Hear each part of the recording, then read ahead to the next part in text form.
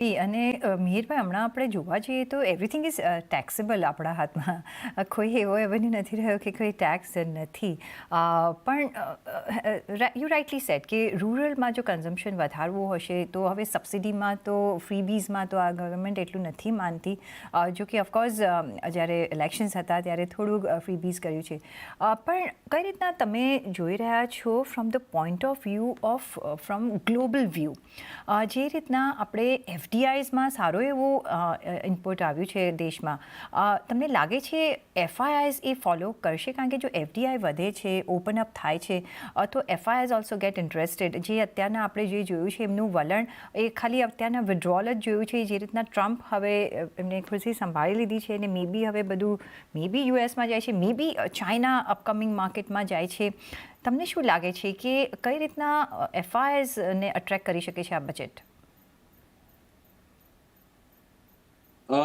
FIS માટે specifically તો એવું કંઈ હોતું નથી, કારણ કે એફઆઈએસ તો લગભગ 25-30 વર્ષથી ઇન્ડિયામાં ઇન્વેસ્ટ કરી રહ્યા છે અને આપણે જોયું છે કે નોર્મલી દર વર્ષે એ લોકો નંબર પોઝિટિવ જ હોય છે.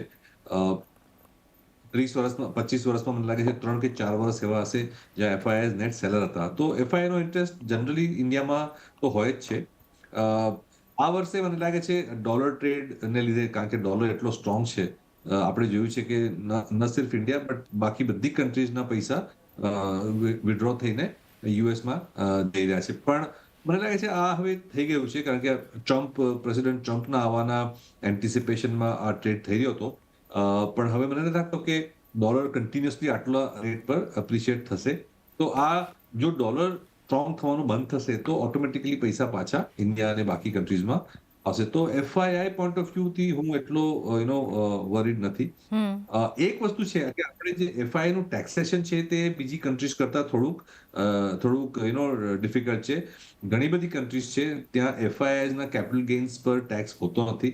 આપણે હજી બી છે. તો મને લાગે છે એ થોડી ઘણી રિલીફ આપી શકીએ તો એફઆઈ માટે થોડું વધારે ઇઝી બની શકે છે ઇન્ડિયામાં ઇન્વેસ્ટ કરવું. એબ્સોલ્યુટલી. બીજી બાજુ જોઈએ તો તમે કહો કે જે રીતના ડાયરેક્ટ ઇન્કમ ટેક્સનું જે અમાઉન્ટ વધી રહ્યો છે, જીએસટીનાથી આપણને સારો એવો રેવન્યુ આવી રહ્યો છે, તો ગવર્મેન્ટ એક સારો એવો રેવન્યુ અર્ન કરી રહી છે.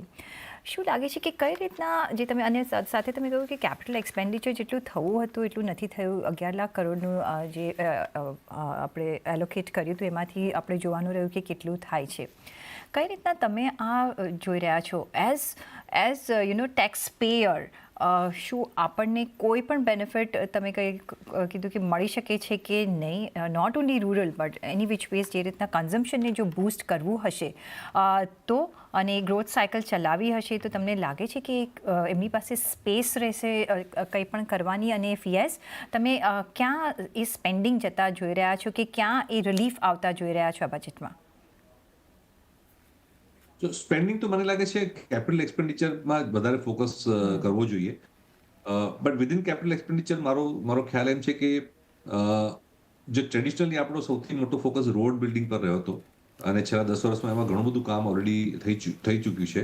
તો મને લાગે છે હવે રોડ કરતા રેલવેઝ અને ડિફેન્સમાં વધારે ફોકસ રહેશે ગવર્મેન્ટને. તો એક મને લાગે છે એ ચેન્જ હોઈ શકે છે from the capital expenditure point of view.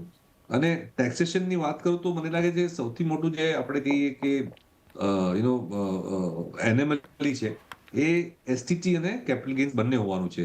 જ્યારે એસટીટી આવી ત્યારે એમ હતું કે capital gains, long term capital gains ખાસ કરીને ના હોવું જોઈએ. પણ હવે શોર્ટ ટર્મ કેપિટલ ગેઇન્સ બી છે, લોંગ ટર્મ કેપિટલ ગેઇન્સ બી, પણ એસટીટી બી છે. તો આ મલ્ટિપલ લેવલ ઉપર ટેક્સેશન જે છે તે માર્કેટ માટે અને ઇન્ડિવિજ્યુઅલ ઇન્વેસ્ટર માટે લોંગ ટર્મ માટે સારું નથી. તો આમાં ઘટાડો થઈ શકે છે એસટીટી અને કેપિટલ ગેઇન્સમાં. તે એક પોસિબિલિટી છે. પણ આ તો આશા છે, મને લાગતું નથી થઈ શકે, કારણ કે ઓન ધ અધર હેન્ડ આપણી ઇકોનોમી હજી 6%, 6.5% જ ગ્રોથ પર છે.